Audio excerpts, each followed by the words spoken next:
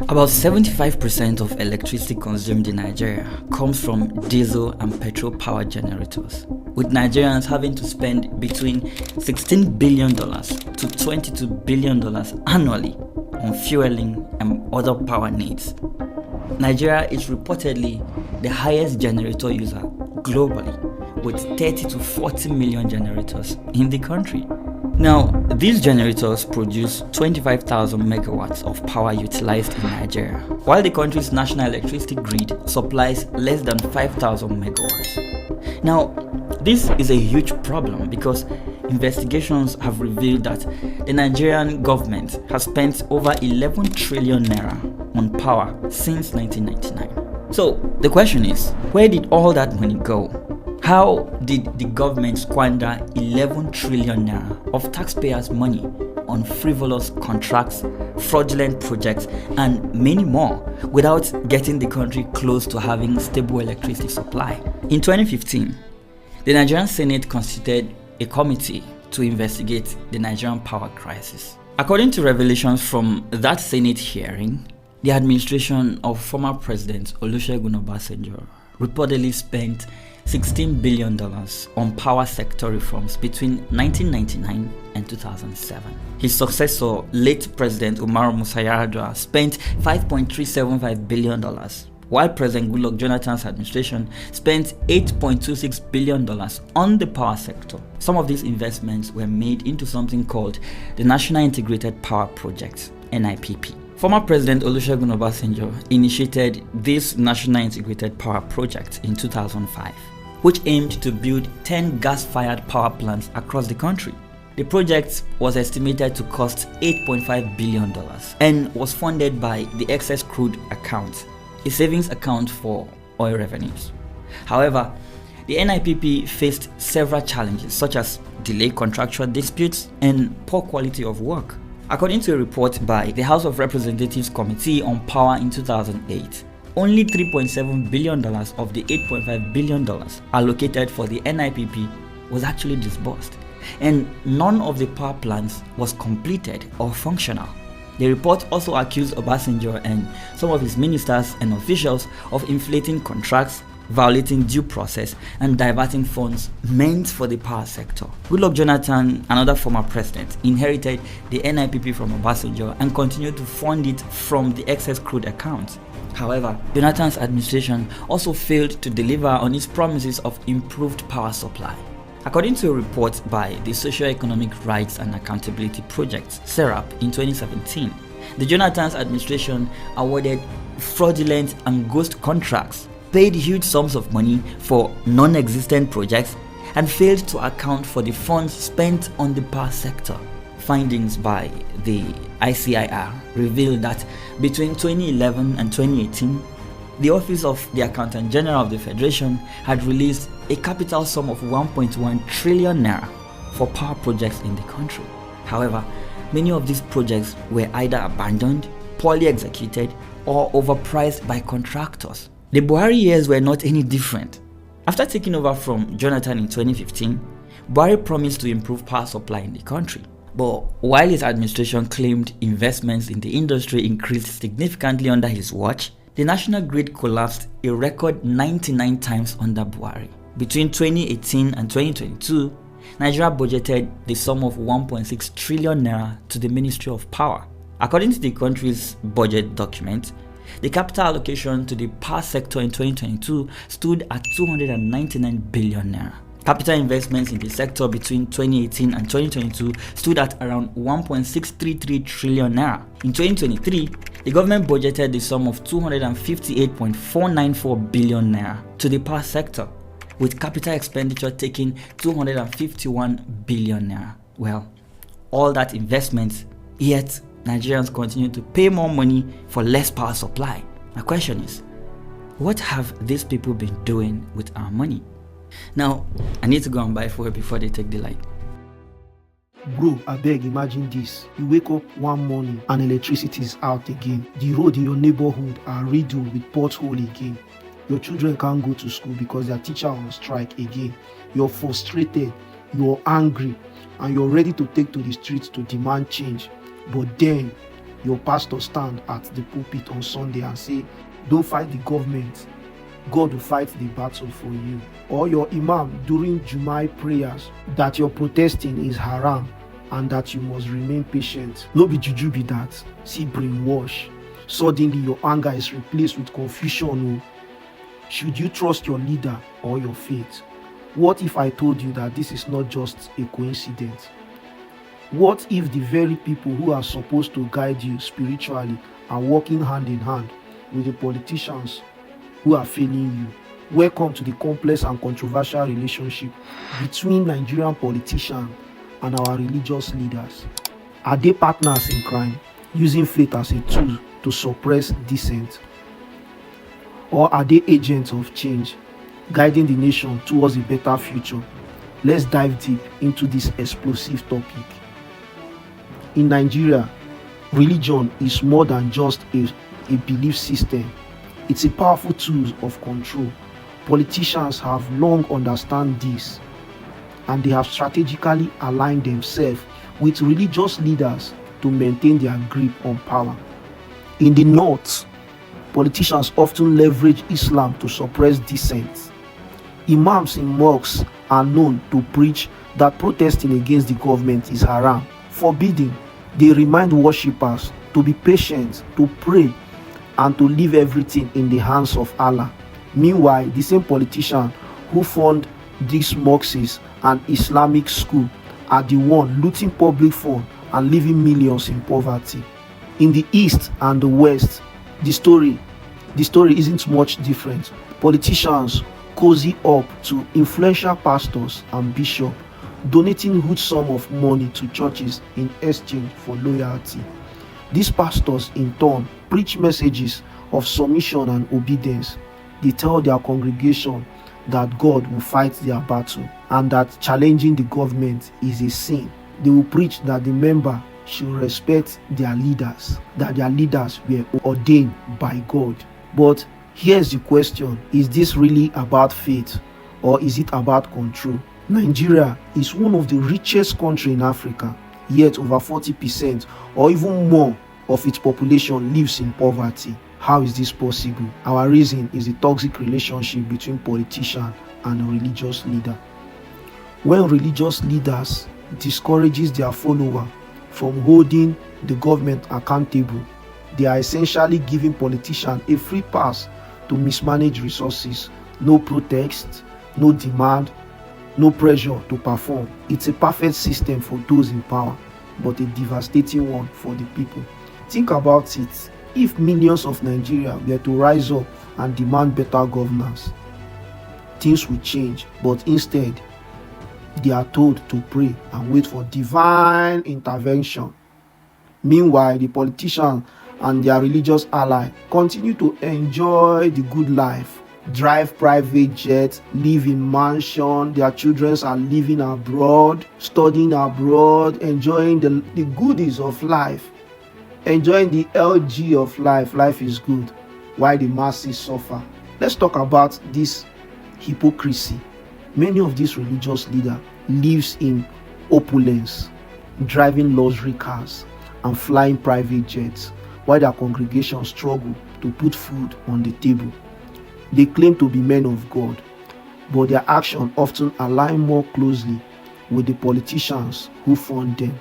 In the north, some imams receive generous donations from politicians in exchange for preaching message of submission. For instance, you could remember when Showore wanted to stage a nationwide protest, that a lot of imams from the north were called upon to come to Aso Rock, and we heard rumor that some were given as much as $25,000 to go and tell their members in the north not to protest against the government, that the government is protesting against the government is haram.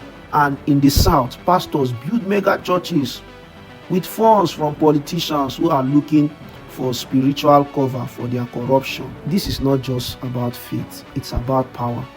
And when religion becomes a weapon, the people always lose. But it doesn't have to be this way. Religious leaders have the power to be agents of change.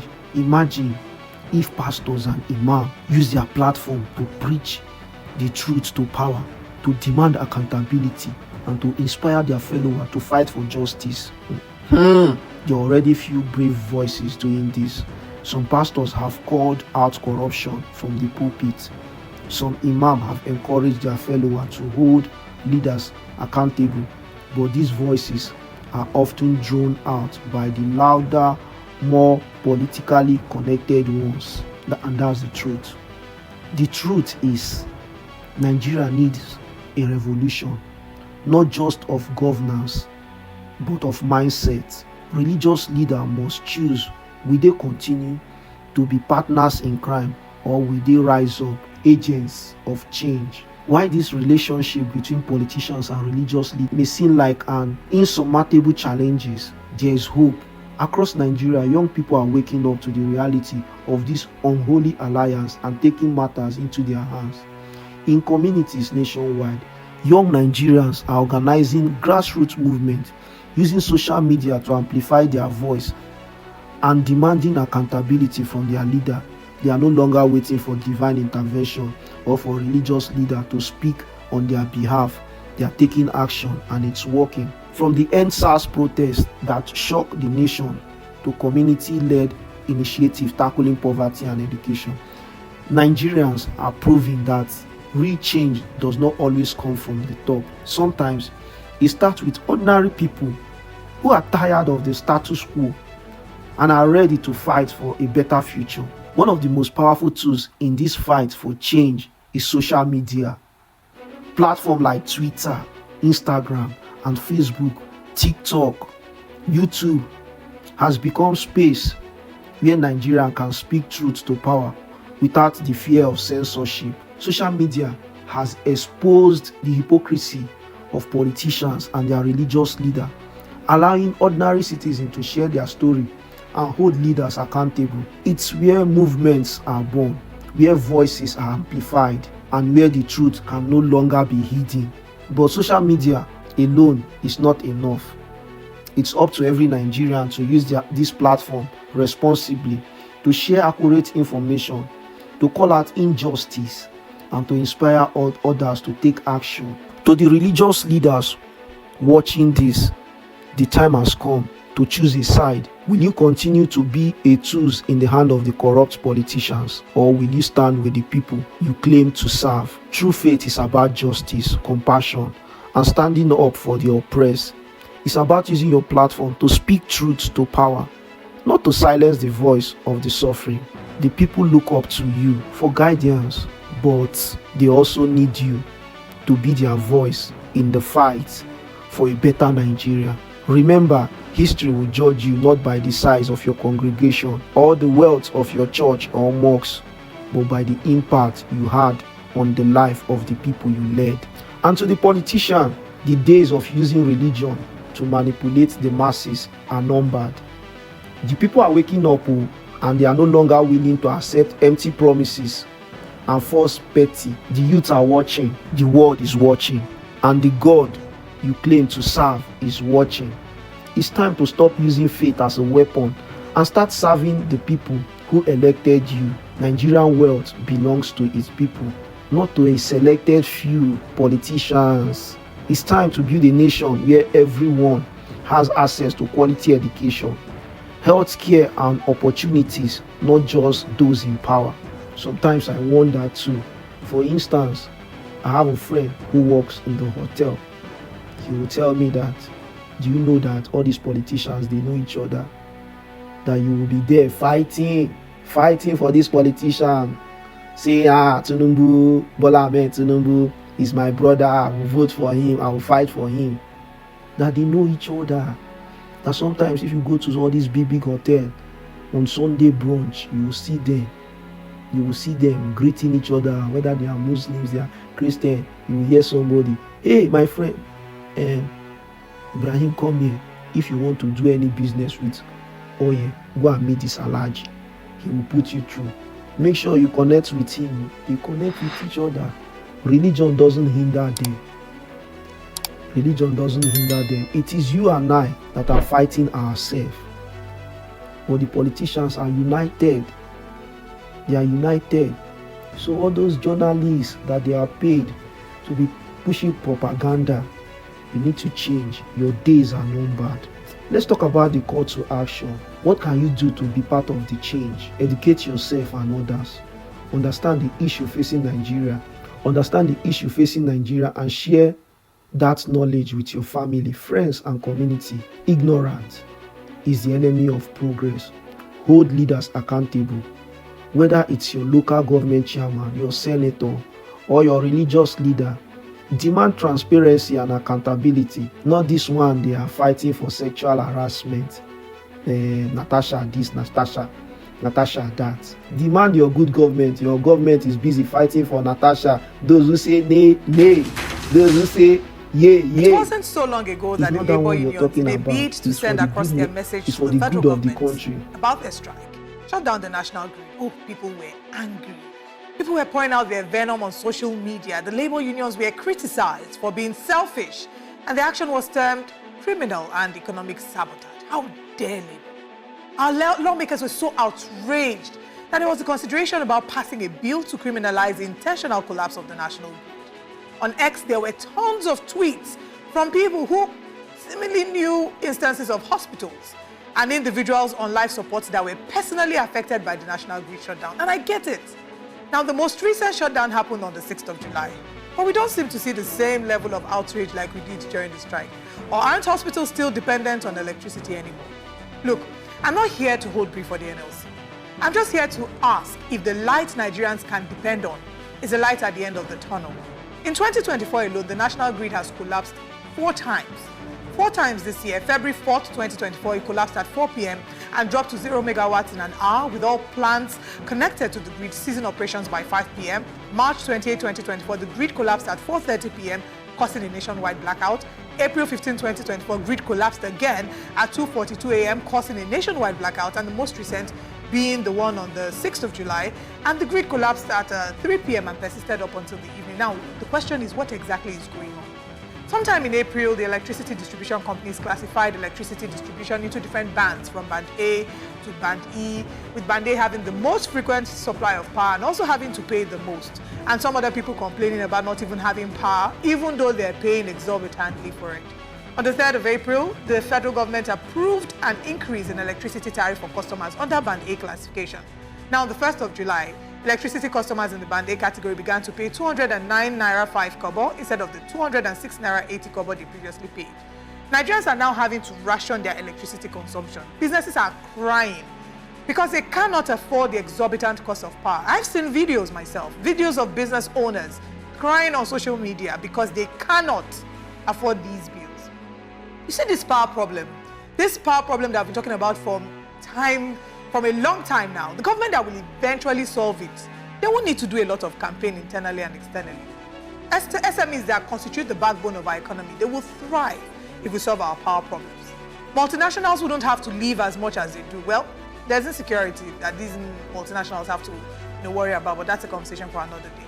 But to make matters worse, fuel scarcity has become the norm as another round of fuel scarcity begins today. Living in Nigeria feels like being in some form of a toxic relationship where you constantly expect something to go wrong. When it rains, you expect the power to go off. When you've had power uninterrupted for a number of days, you expect the transformer to either blow up or the national grid to collapse. After 2 weeks of stability, you expect fuel scarcity, and as at today, it's 720 naira per litre that tops the fuel conversation. In all this, it is the Nigerian people that constantly have to tighten their seatbelt, whilst the leadership isn't seen to be doing so. We can't see what the leadership is exactly doing to cut down costs on their own end. They're busy talking about refurbishing apartments, presidential apartments, and funding pilgrimages, religious pilgrimages. Is that the core of our challenge here in Nigeria? Will the day ever come when Nigerians can actually look at our power problems as a thing of the past? When electricity will truly be vibes on a frequency? What is the problem of Nigeria that you cannot provide us constant electricity? If it is only electricity itself that Bola Ahmed Tinubu can offer Nigeria in the next 4 years, do you think Nigeria will not vote for him in the coming election? But these people are wicked. They don't care about you. Let's go to the next call to action. Support grassroots movement. Join or support organizations and movements that are working to create a positive change in your community. Use your voice. Speak up on social media, at community meeting, and in places of worship. Your voice matters, and it can inspire others to take action. And during election, vote wisely. When election time comes, vote for leaders who have proven track record of integrity and service, not those who use religion or ethnicity to divide us. The relationship between Nigerian politicians and religious leaders doesn't have to be the one of exploitation and manipulation. It can be a force for good, a partnership that uplifts the people and drive meaningful change. But this change won't happen overnight, and it won't happen without you. Your voice, every action, and every effort counts. Together, we can build a Nigeria where faith is a source of strength, not a tool for oppression. A Nigeria where leaders serve the people, not their own interests. A Nigeria where every citizen, regardless of their religion or region, has the opportunity to strive. This is the Nigeria we deserve, and it's the Nigeria we can create if you're willing to fight for it. Above all things, thank you for watching. If this video resonates with you, my brother, don't forget to like, share, and help me subscribe to this channel. Let's continue this conversation in the comment section. Say your mind. Now you get your hand, now you get your phone. Say your mind. Tell me wetin dey your mind. Anything where I no talk right, make you let me know. I go improve. Everybody dey learn. You fit get one deep knowledge for this side wey me I no get, or me dey share my own knowledge. I dey try to spread my own knowledge, so e no go bad if you put your own knowledge for comment section. What step do you think you can take to break the circle of exploitation and a better Nigeria? Let me know. Let's inspire each other and work together for a change we want to see. Until next time, my brother, stay informed, stay empowered, and never stop believing in the possibility of a better tomorrow. This is Yahweh News 2025, signing out. Peace.